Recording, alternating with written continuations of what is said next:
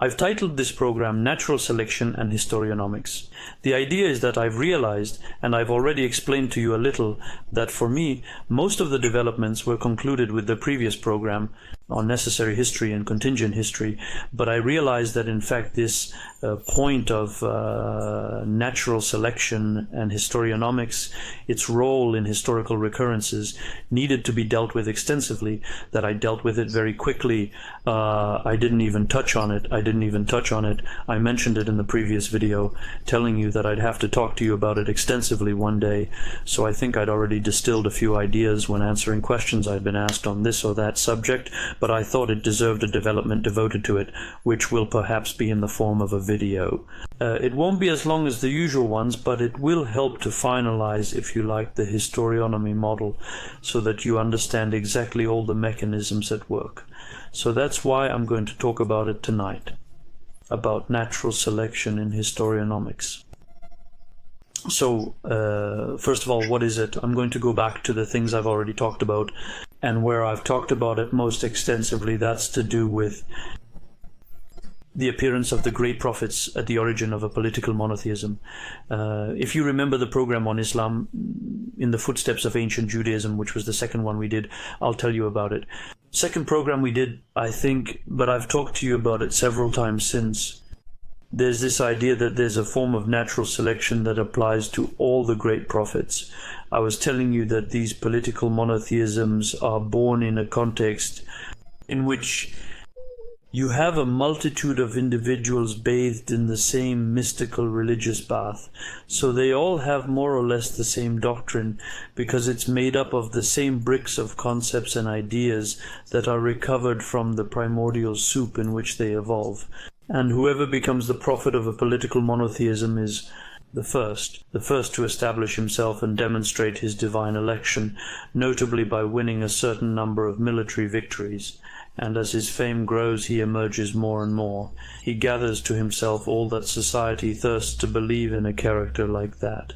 And, conversely, he ousts. He eliminates all the competing prophets who don't have the successes he's reaping, and which enable him to demonstrate his divine election in front of everyone. And so, at the end of this process, you end up with just one prophet, and you move on to a new phase in which the evolution of the religion he set up takes over, and the primitive soup disappears and is replaced by this character.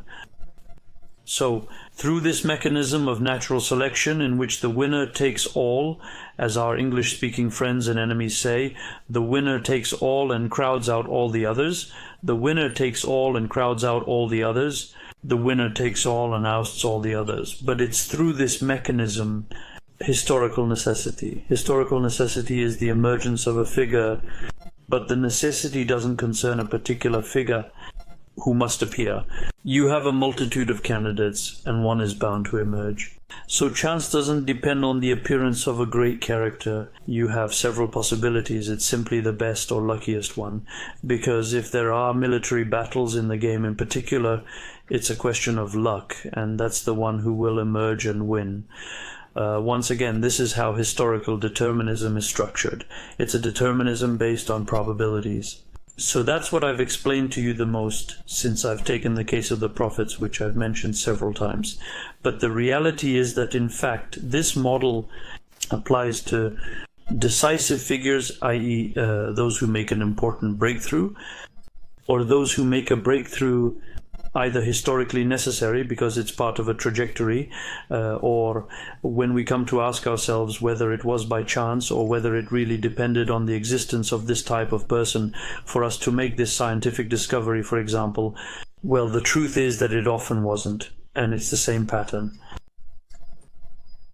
So, in other words, just as you can have a mystical soup when it's a prophet, you can have this sort of primitive politico-socio-intellectual or religious soup, depending on what you have to have, from which a multitude of similar figures necessarily emerge. and one of them ends up emerging more than the others and becomes the real occurrence, what I call the real occurrence, i.e. the one who will remain as that character. All the others are forgotten, okay? It reminds me of the Jerry Seinfeld sketch in which he stands in profile like this and says the difference between the world's greatest champion runner and the one you never hear from is basically this. He's the best in the world, never heard of him, because in the photo at the end you remember that the one who's coming, well, that's actually how it goes historically. So it applies to prophets, it can apply to a war leader, for example, like Napoleon, who was in fashion at the time with the Byzantine.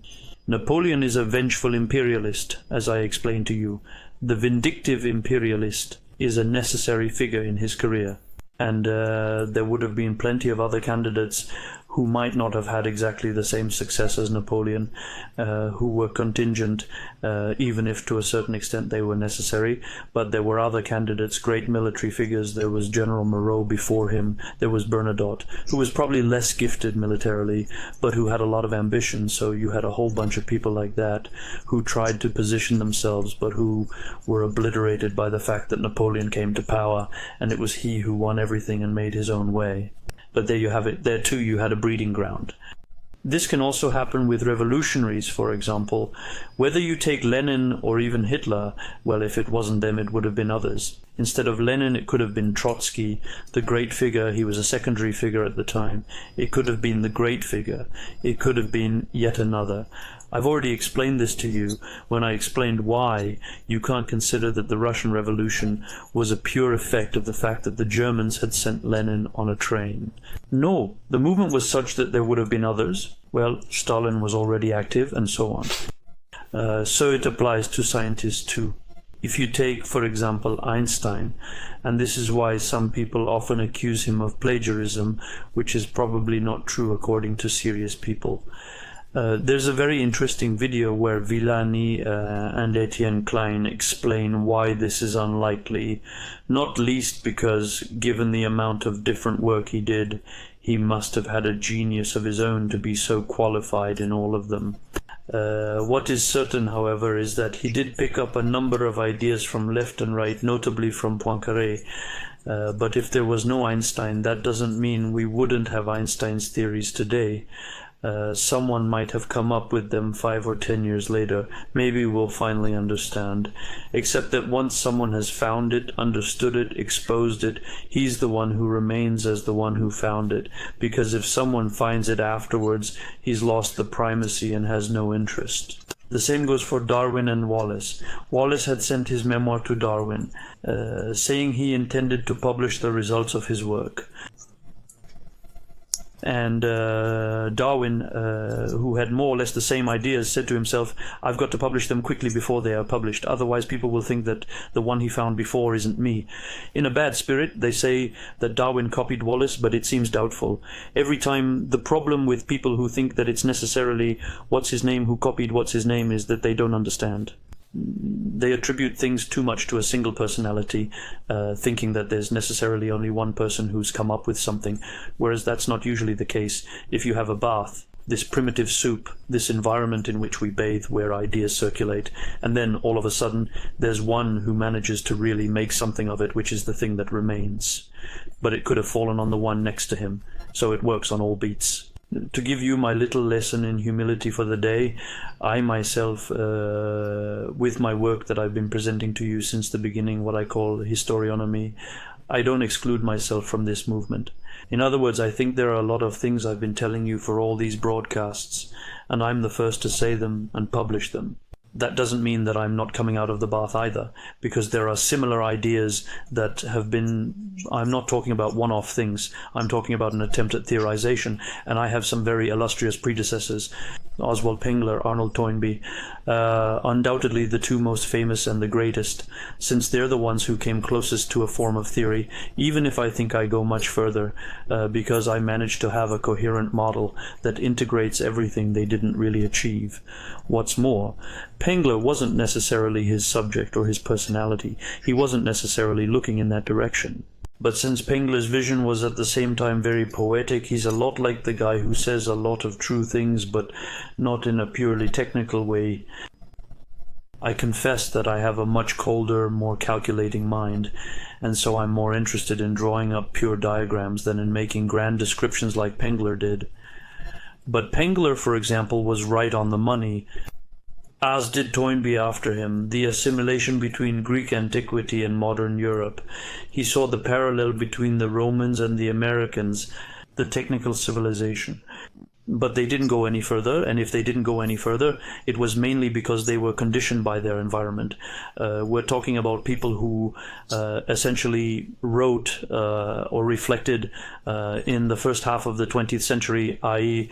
At a time when, if nothing else, we still lacked a great deal of information on very early antiquity. We lacked information on all the recent history that has taught us so much. A lot has happened in the last 70 years, as I've explained in my videos, and which enabled me to draw parallels with antiquity that I might not have seen if I'd had 70 years less historical information. It was much less obvious. What does that mean? It means that they were lacking data both in the past, thanks to the progress of historical research, and in their future, since they were missing decades of history. But at the same time, what does all this mean?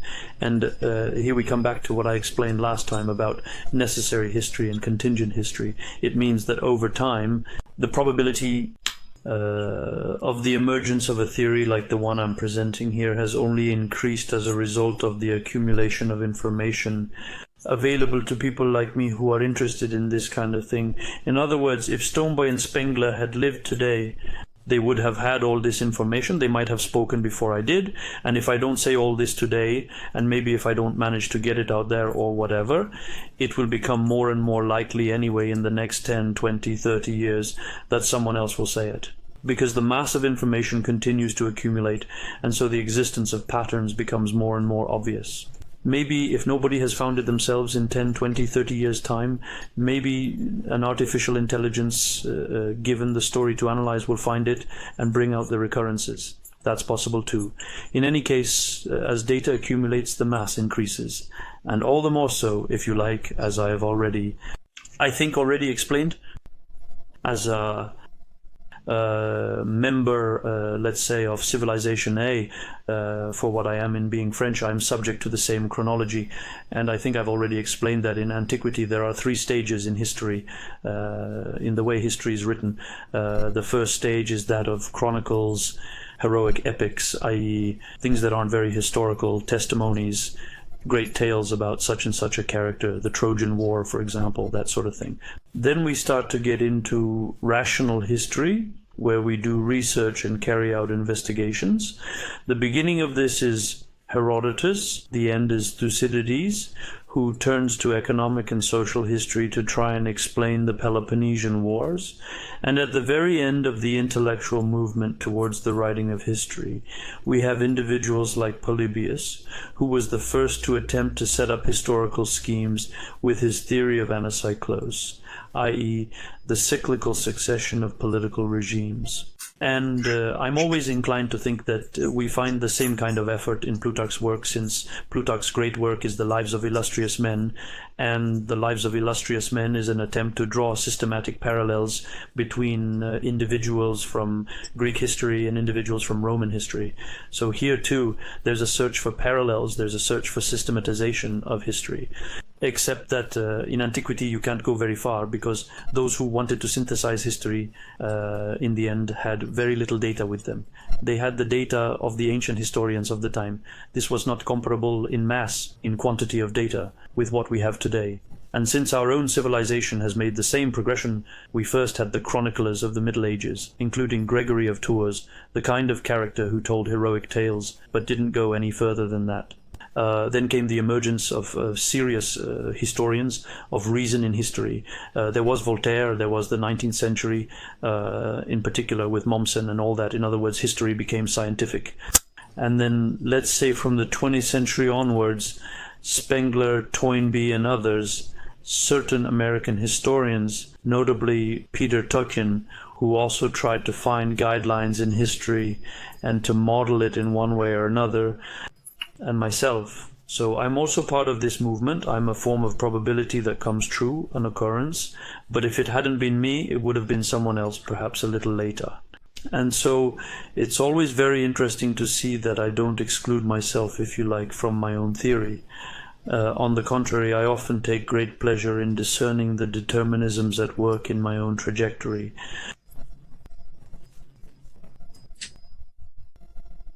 Natural selection and its application to individuals. But what's interesting, and this is why I have to tell you about it, because it's really at the heart of the theory, it explains everything. It explains why there are cycles, in other words, how the great patterns are formed.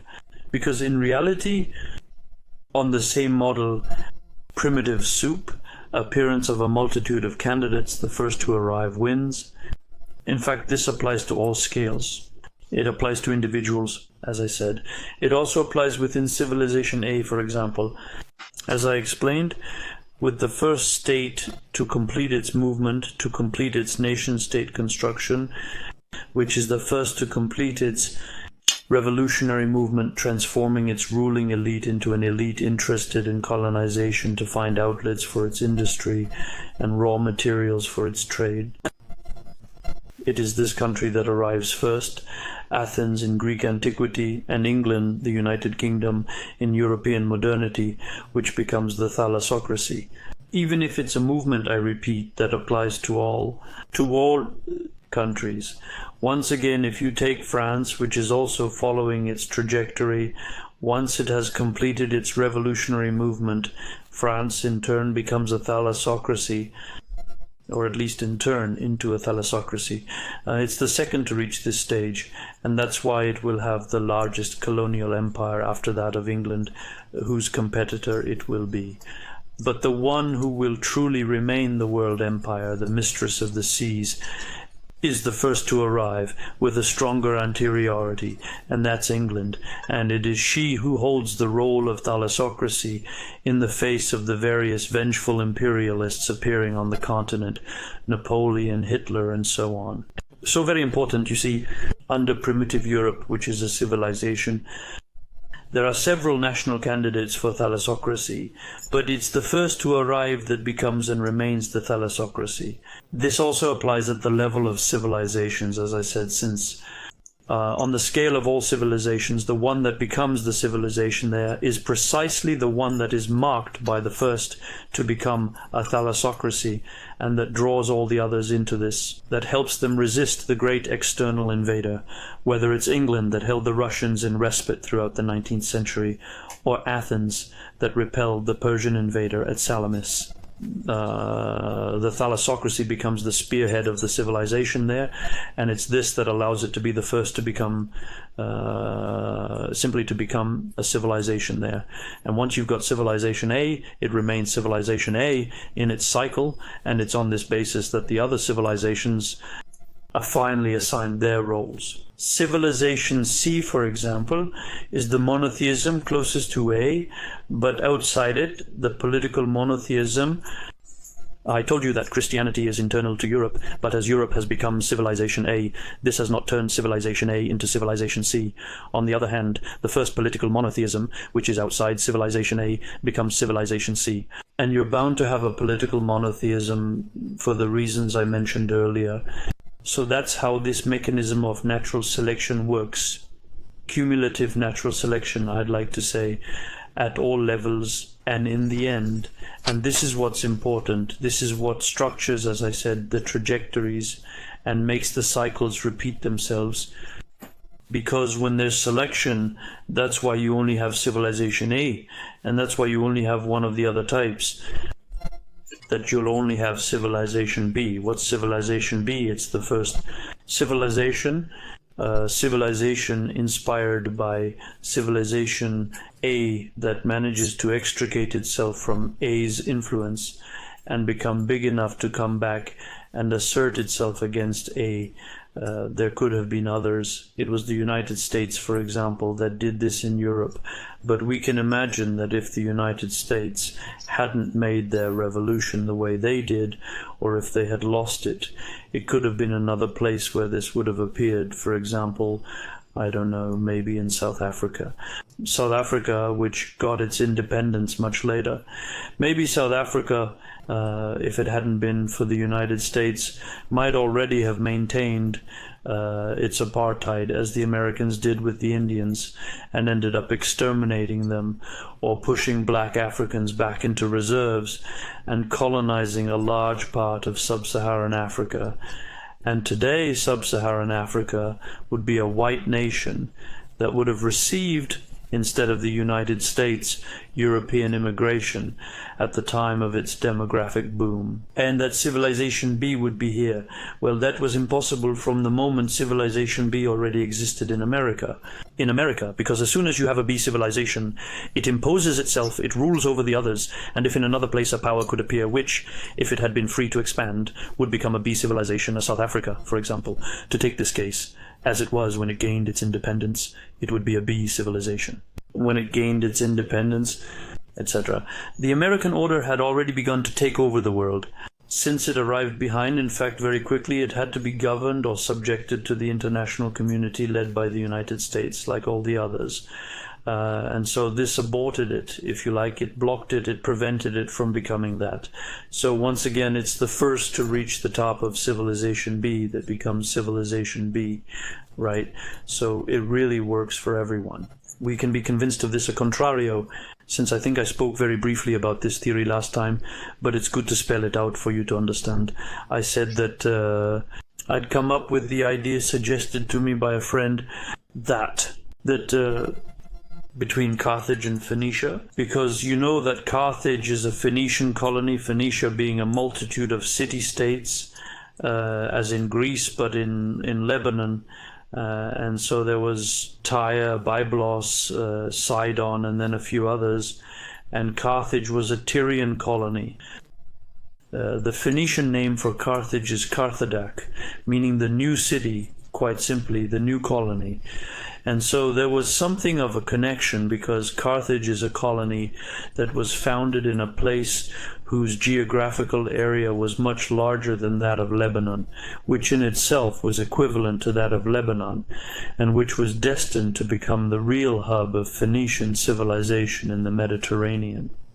What's more, Phoenicia was a multitude of independent city-states, like the Greeks, but it was 2 or 3 centuries before the Greeks rediscovered writing, several centuries before the Greeks, and saw their internal evolution condensed by archaeology, were on the same path as early Greece towards the construction of these city-nation states, which in fact would have evolved as probably Athenian democracy, things like that. We were moving towards the same kind. It was following the same trajectory as the archaic Greek cities. Why didn't it happen? It didn't happen because, as you know, one of the criteria that dictates, constrains, and favors natural selection is geography. I've already explained this in some detail, so there's no point in going over it again. But why does geography favor it? Because if you compare the situation of ancient Greece and Phoenicia, you can see that one is much more defensible than the other, compared to an empire born in the interior of the East. Especially when you remember that during the Median Wars, the Persians came right up to the entrance to the Peloponnese and even invaded the area around Athens. So the most geographically advantageous area was the Peloponnese, a quasi-island that was able to resist the Persians. Lebanon, Phoenicia didn't have this geographical advantage at all, as it was invaded very quickly by Syria. So not only was the territory much less, didn't benefit from a what we call an articulated thalassography, and from myrioupory, i.e. the ability to see small states being born on, well, I think he had myriaporia but articulated thalassography, so that was fine. He had it no less than the zero-cycle ridge, but on the other hand, in terms of protection from the sun, he didn't have it. The heart of the Assyrian Empire was north of the Tigris and Euphrates rivers, upstream, if you like, so it was right next to them, and there were a few easy-to-cross mountains to protect them, so it wasn't enough to protect a small civilization like that. And so they were invaded from the 7th century BC. and so they fell under Assyrian rule, which prevented them from continuing their evolution to a normal state. And as you know, in what I explained to you last time with the laws of history, since that also applies, it's through them that natural selection takes place. An external disturbance has an effect that is proportionate to its magnitude. So when you take Napoleon on the Orbital in Germany, it has an effect that's proportionate to its magnitude. When you take the 100 Years' War when you're from France, it has an effect proportionate to its magnitude. It makes you fall behind by 100 years. When you fall purely and simply under the thumb of an empire like the Assyrian Empire and you stay there for centuries, it completely extinguishes you. You don't continue your normal evolution. And so it's an aborted A civilization, and I'll end it here.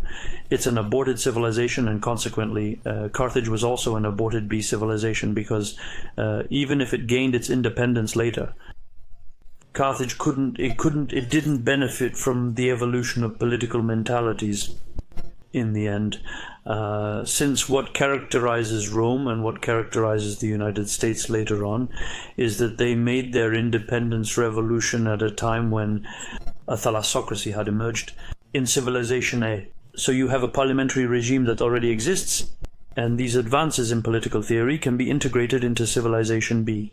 That's how you get to draw inspiration from that the Romans who drafted the Law of the 12 Tables, well, we're not sure if it's a legend, but I think they had contacts, that's for sure, so they may not have necessarily sent emissaries to Athens to consult Solon's laws and so on, but they probably had fat contacts with people who knew how things worked in Athens. And so this nurtured the young Roman Republic and helped it to set up all these mechanisms of equality of rights, of the plebs, etc.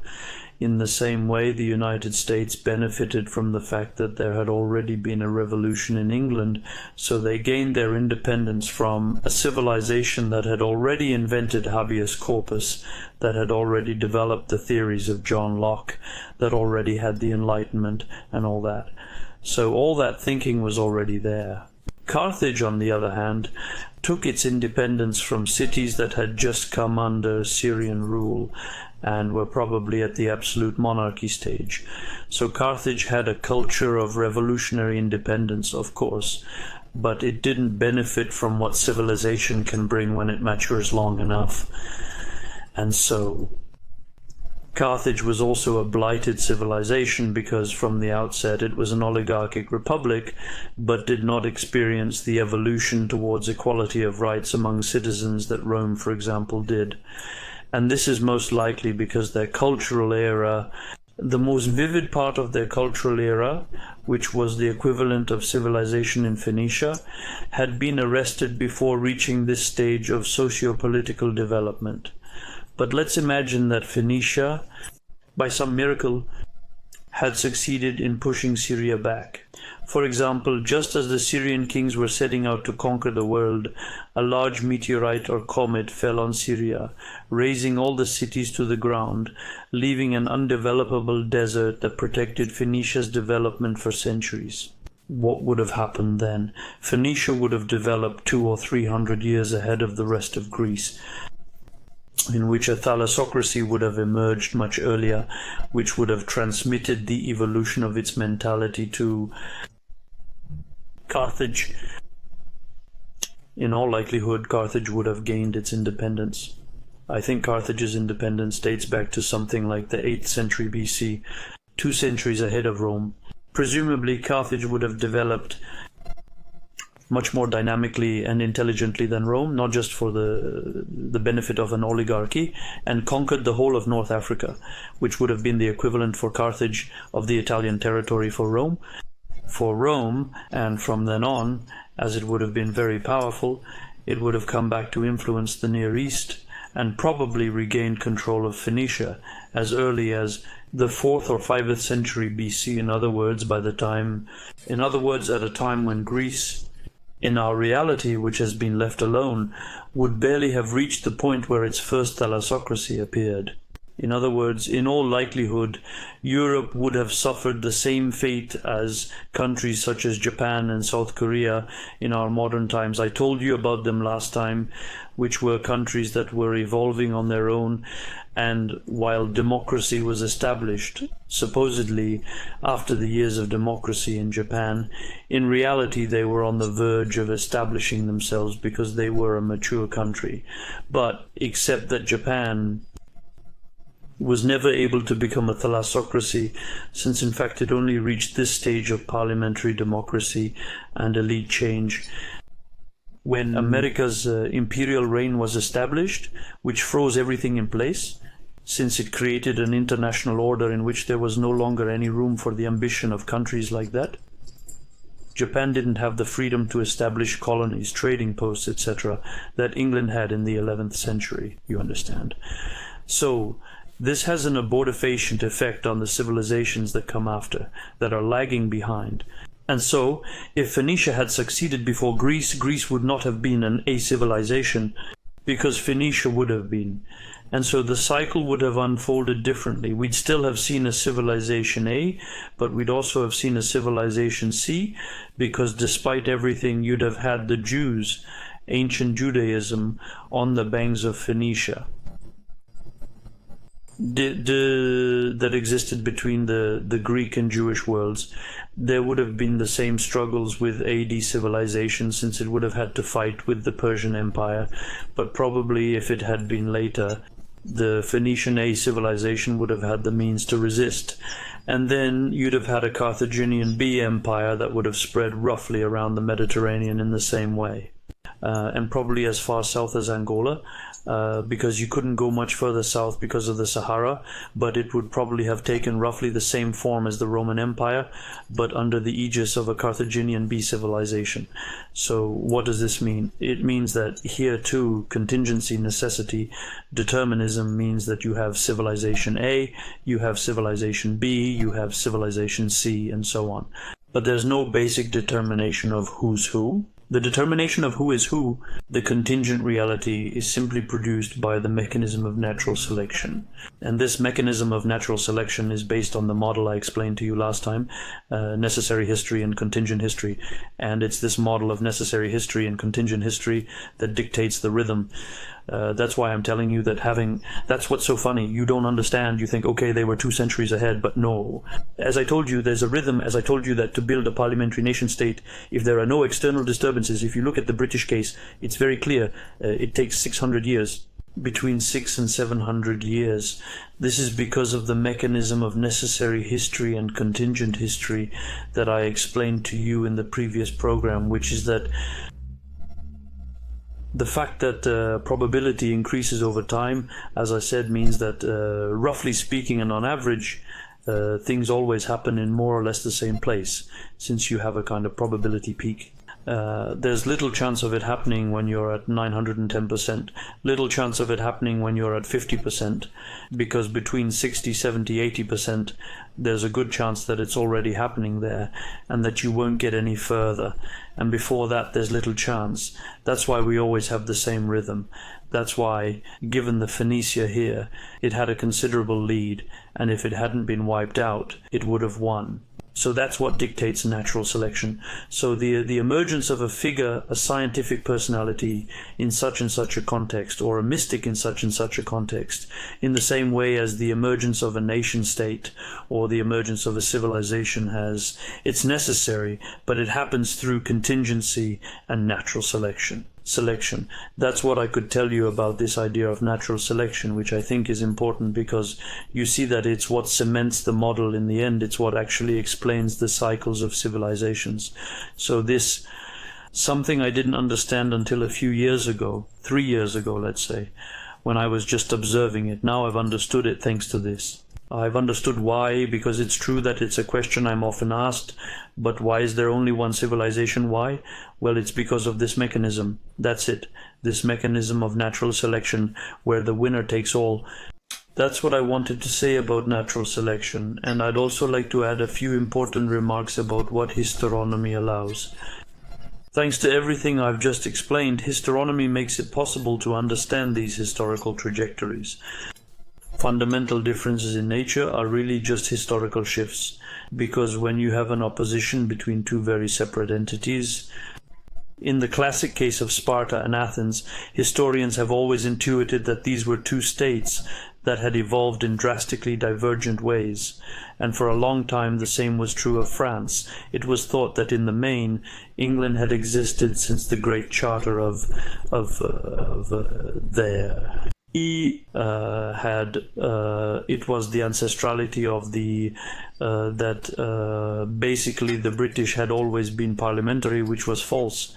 The Jakarta Tide was a charter of liberty from the nobility of the barons, who sought to retain the freedoms that the monarchy was in fact taking away from them. It has nothing to do with Edouard Lessec's model parliament, which on the contrary was a means of overcoming feudalism, so it's completely the opposite.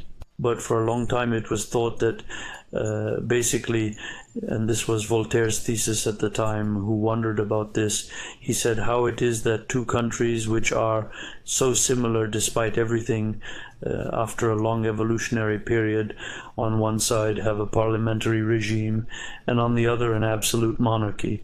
Of course the two countries have different mentalities and so on. Anyway, you know what I mean? It's what we're always told. In Germany in the 30s it was said that we needed a strong government, that we weren't like the English or the French. At the time of Napoleon the same thing was said in France, and today the same thing is said in Russia, that the Russians always have strong power if they need it. And so we attribute an intrinsic natural aspect to national provisions, when in fact it's only an effect of a stage of evolution. When you see two places that are totally different, you say, well, they've evolved differently. The first thing you think is that it's not just, well, that's normal.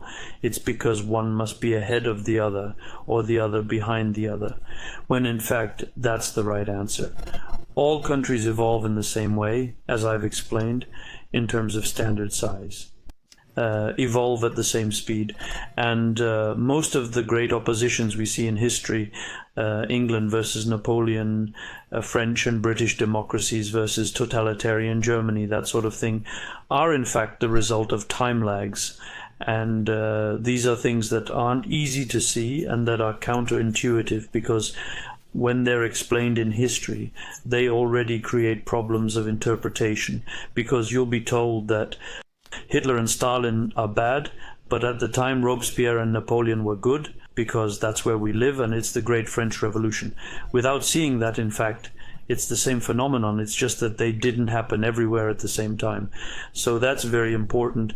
And by studying what I call historionomics, by studying these trajectories of history, we can get away from a whole bunch of misinterpretations of history like that, and a whole bunch of historical illusions.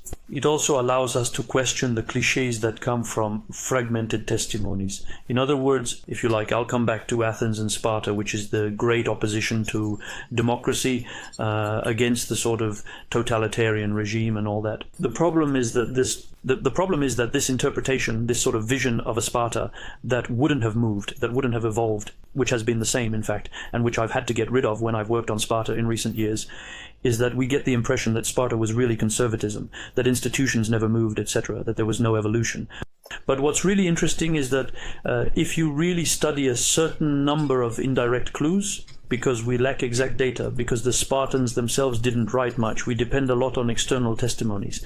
And since outside testimonies often have preconceived ideas about Spartan permanentism, particularly when you read Xenophon or Aristotle, you don't understand. You have the impression that it's unchanging, but if you look at the history of Sparta at the time of the Peloponnesian Wars, you'll realize, and I think I've already mentioned this, that Isander was a vengeful imperialist, that between the defeat of Sphacteria and let's say the defeat of Leuctra, there was a revolutionary movement in Sparta, and this manifests itself in the fact that before, in all the Spartan history preceding the Peloponnesian Wars, you don't have all the wars essentially. Sparta is very isolationist. It always wants to maintain the Peloponnese. There's no Spartan expansionism, whereas after the Peloponnesian Wars you only have Spartan expansionism. you've got Spartan mercenaries going all over the place to make money, and make money for the people who are exploiting that market in Sparta itself. And in fact, you simply understand that what's happened is that there's been a change of elite in Sparta from a traditional aristocracy that essentially looked after the land to a merchant aristocracy that sought to make money, in particular through the military, but not only. And so you understand that Sparta had exactly the same evolution as Athens, but 200 years later than Athens. In other words, it was about the same time as France was behind England.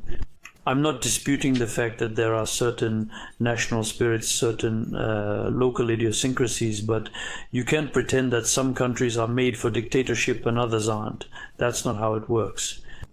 And I think that's something very important to understand, because it's also thanks to these discrepancies that you understand certain historical mysteries. For example, the other day, someone asked me on social networks, could we have won and kept North America? The answer was no, and the answer is no. Why? Because our North America, the colonies we had at the time of Louis XIV and up to the time of Louis XV, were much less populated than the English colonies. So, second question. Why, at the time of the 7 Years' War, when we lost these colonies, were they much less populated than the English colonies? French America so much less populated than British America. Why was that? Was it because the French monarchy didn't make a strong enough push into the colonies, whereas the British monarchy did? Yes. And at that point, if you don't know everything I've explained in historiography, you can't understand it. On the other hand, if you do know what I've explained, what do you understand? You understand that since England had its national revolution 150 years before France, in particular this national revolution which was completed with the Glorious Revolution in 788, well, you understand that in 1750, 1760, the 7 Years' War begins at 1756, but well, there are battles that begin a little earlier. You understand that at that point it's already been 60 years. That England was ruled by an elite whose strategic preoccupation was that of a merchant elite, i.e. outlets for trade, raw materials for industry, and therefore settlement of the colonies and the installation of power relays in the colonies. France, on the other hand, was still ruled by a landed aristocracy whose main concern was to maintain the precarious, spend the land, and eventually accumulate landholdings that would then enable them to live off the rent, not the business. And that quite simply explains the mystery. Why did France lose North America? Because France was lagging behind in its internal evolution, and England had a lead of by that time it had already been 60 years since it had a real colonial policy, that it didn't just let people do their thing, that you had people going to the United States to do business in particular. So, to conclude on this idea of natural selection and all that it implies, with a brief look back at the history of contingency and necessity, what we need to see is that, intuitively speaking, the more individual a problem is, the more contingent it is, i.e. the more likely it is to appear or disappear by chance. But what you have to realize is that nevertheless the individual aspect is always important, because there are things that necessarily pass through an individual in a form of bottleneck. I'd like to come back to what I explained about necessary history and contingent history, with what I call breakthrough events between two general situations.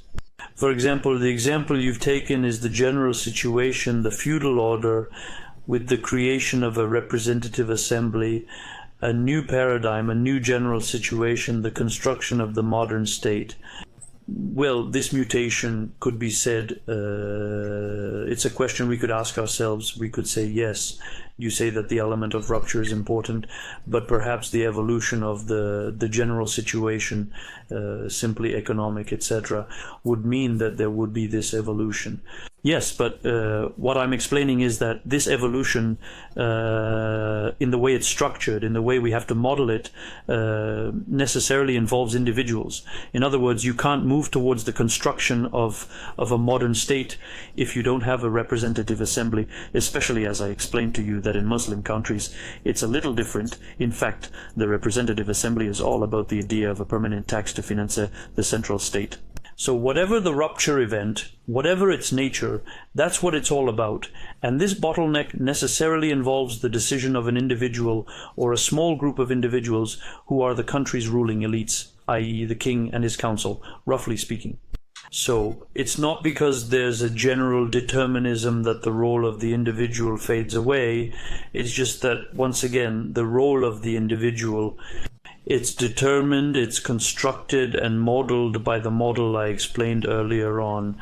The multitude of candidates and their emergence, in other words, the system of natural selection in hieronomy, this is how everything is articulated. I think I've finished with the presentation I wanted to make. I think you'll have understood that it was important to develop this, because otherwise the model was missing a key and didn't explain a certain number of determinisms. So thanks to this, they're explained and the model can be considered complete, in my opinion.